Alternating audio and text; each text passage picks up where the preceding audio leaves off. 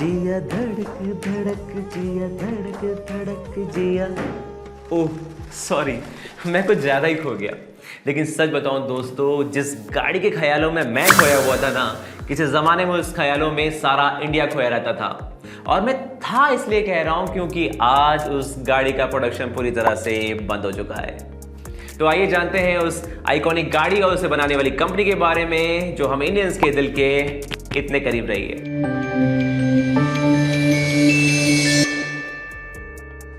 नमस्कार, मैं हूं कुंदन और कैमरे के पीछे मेरा साथ दे रहे हैं निशांत और आप देख रहे हैं ब्रांड गाथा, जहां हम बात कर रहे हैं इंडिया की लेजेंडरी कार निर्माता कंपनी हिंदुस्तान मोटर्स की।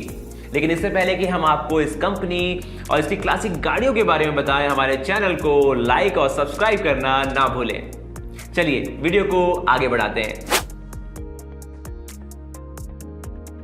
1940s ये वो दौर था जब इंडिया में कारों की संख्या ना के बराबर थी।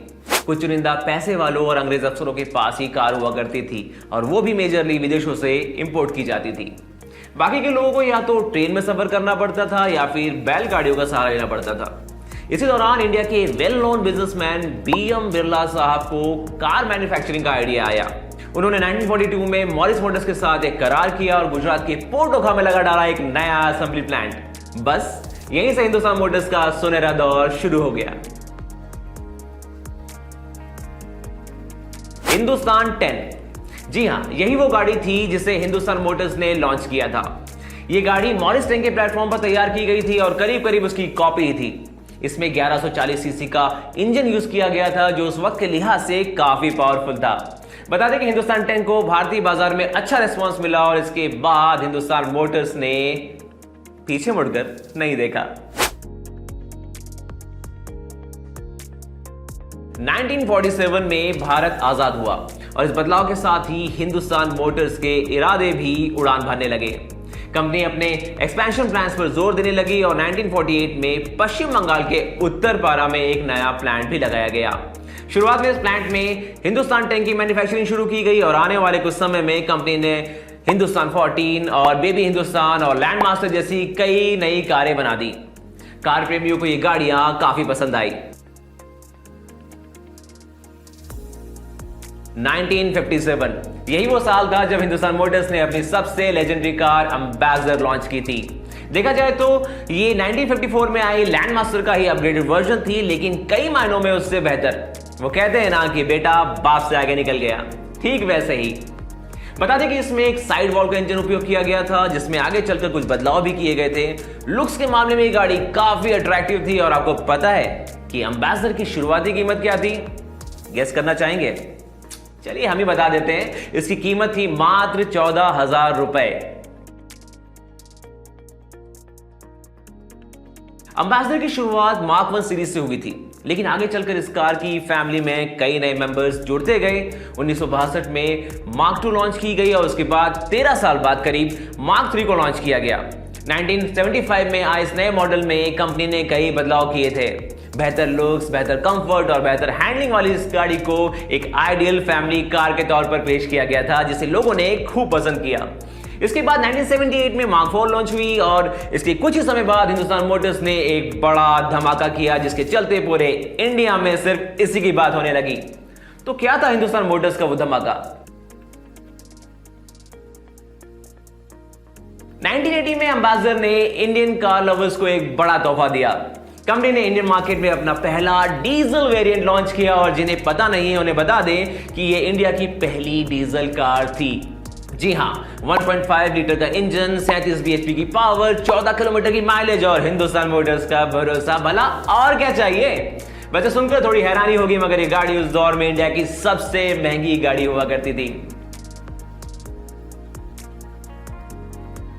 शायद आपको इसका अंदाजा न हो मगर एक जमाने में एम्बेसडर का होना इंडिया में एक स्टेटस सिंबल बन चुका था। इसकी मोनोपोली इतनी ज्यादा बढ़ गई थी कि हर नेता, हर ब्यूरोक्रेट सिर्फ और सिर्फ एम्बेसडर ही चाहता था। यह सिलसिला लंबे समय तक चला।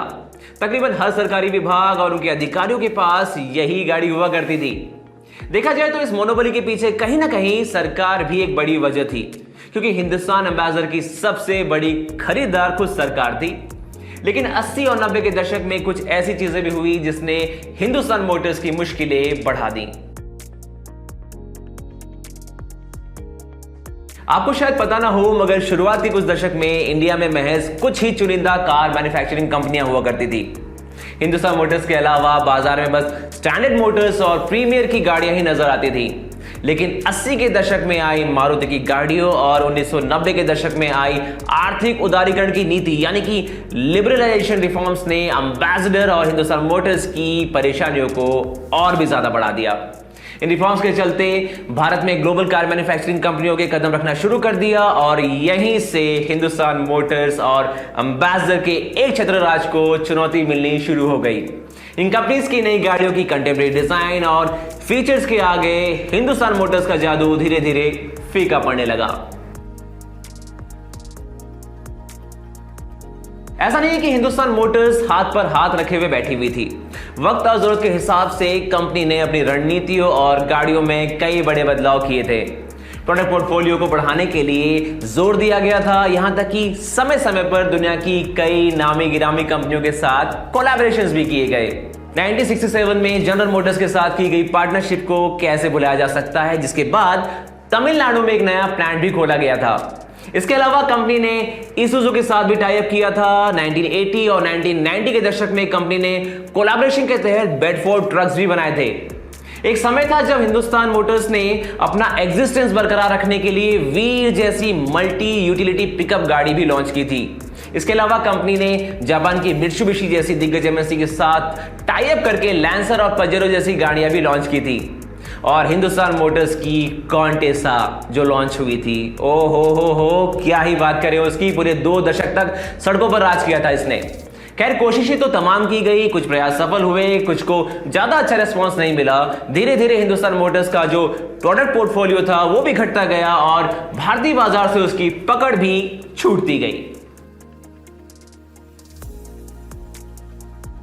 आखिरकार साल 2014 में वो घड़ी आ ही गई जब हिंदुस्तान मोटर्स को बढ़ते कर्ज और घटते डिमांड के चलते अपनी आखिरी लीगेसी एम्बेसडर को और उसके प्रोडक्शन को बंद करना पड़ा। और इसी के साथ ही सालों तक भारतीय सड़कों पर राज करने वाले इस लेजेंडरी कंपनी को हम इंडियंस को अलविदा कहना पड़ा। ये पल बिल्कुल किसी राजा के सिंहासन छोड़ने जैसा था। तो ये थी हिंदुस्तान मोटर्स की गोल्डन स्टोरी। अगर आपको ये वीडियो पसंद आया हो तो इसे लाइक, शेयर और कमेंट करना ना भूलें। और अगर अब तक हमारे चैनल को सब्सक्राइब नहीं किया है तो भैया प्लीज प्लीज प्लीज सब्सक्राइब भी कर लीजिए। मिलते हैं हमारे अगली वीडियो में, तब तक के लिए अलविदा।